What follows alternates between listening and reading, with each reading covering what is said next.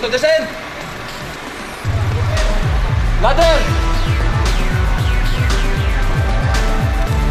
Bart, naman eh. Lumart. I-free na natin, i-free na tol. Ladder, ladder. 1, 2, 3. Tingin ko ito na yung pinakamahirap na parte ng pag-rescue nila. Sila ng stretcher. Ito, abangan na natin kung paano nila gagawin ito.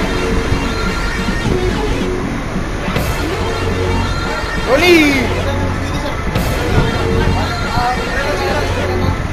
Ladder, ladder. 1, 2, 3.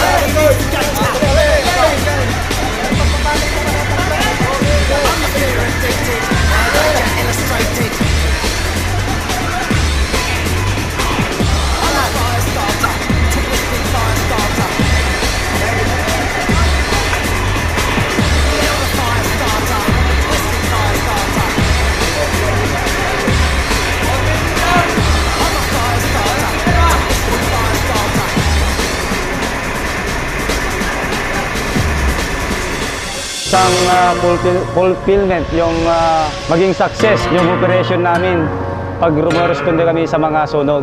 Kasi nakakatulong ka sa mga tao para may save yung mga property at buhay nila. Yung lang makaisalba ka ng ari-arian, lalo na yung buhay ng isang tao. Napakasarap na yung pakiramdam mo pag nakakatulong ka sa mga kapwa. Iba yung iba yung pakiramdam.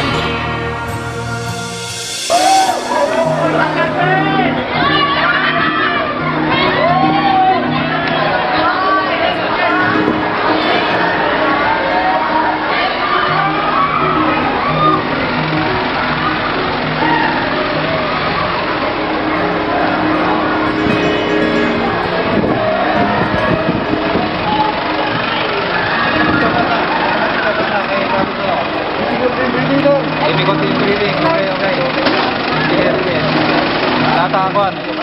Ipamidya hospital nga ro din, ya? Sige, sige.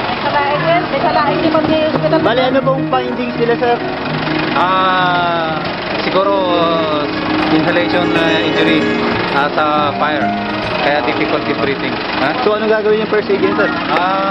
Siguro i-oxygen namin dito on the way to the hospital.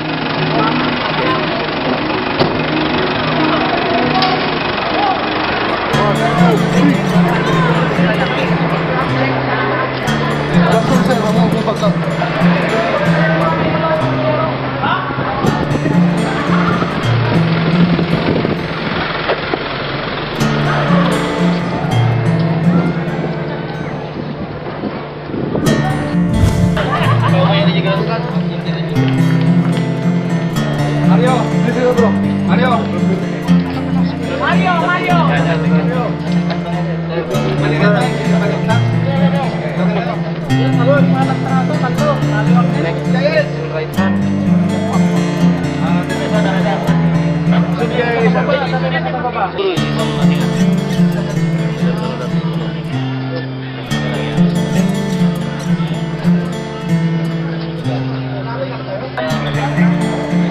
Hindi niya masabot ha.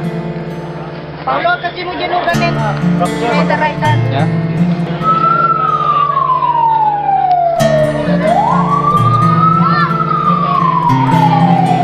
Wala kasi tugaw nyo rin yan. Pwede kita ko nagkita yung Patagaw yung tamin na ano. Kita.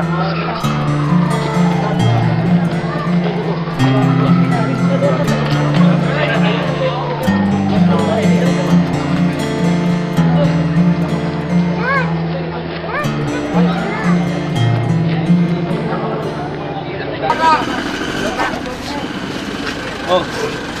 I-assist lang isa ka, sir. Yes, sir. Assist lang isa ka.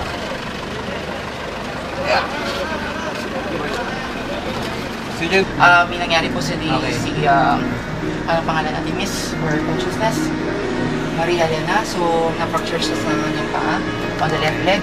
So, nag-provide tayo ng speed to protect yung sa paa para hindi po siya ma-cause pa ng another injury.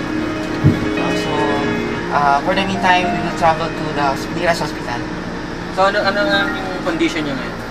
She's conscious, okay naman siya, but ang problema natin yung paa, so we need to travel back kasi hindi natin alam kung ano yung nangyari pa sa kanyang left leg. So, kailangan natin i-CT scan for more details dun sa nangyari kay Ella. At this time, sir, okay na siya? Yeah, she's conscious. Sumasagot naman siya sa ating mga tanong. So, probably until makarating tayo sa hospital, we need to talk to her and check always the pulse. Meron pa sila isang rescue, bali bumaba nila, medyo mahirap to. Inerdal.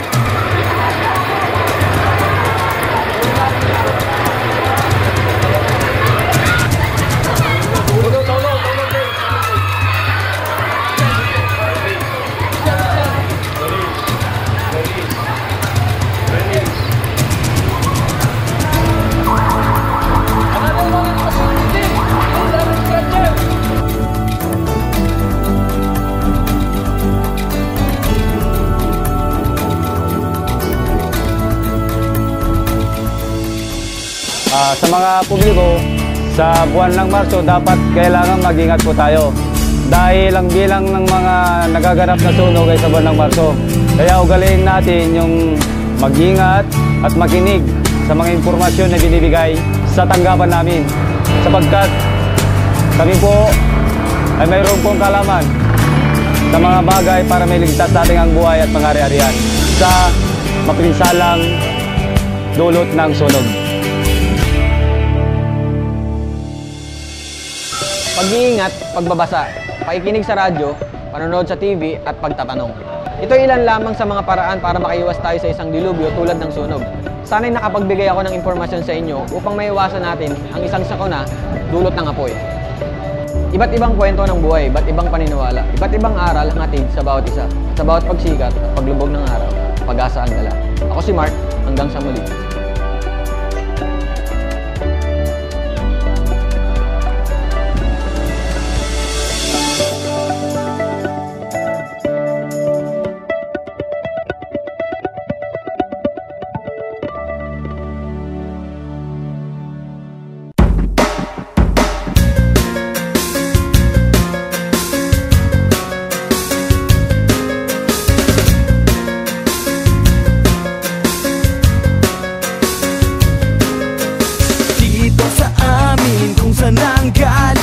Mga makatang ulam at kanin, lamang ang bayad pero pumapayag upang masubukan at mapatunayan. Lagi mong tatandaan, ganito lamang ang dapat na ginagawa mo. Huwag mong palalampasin ang pagkakataon, kailangan pupukin ang bako para bumaon.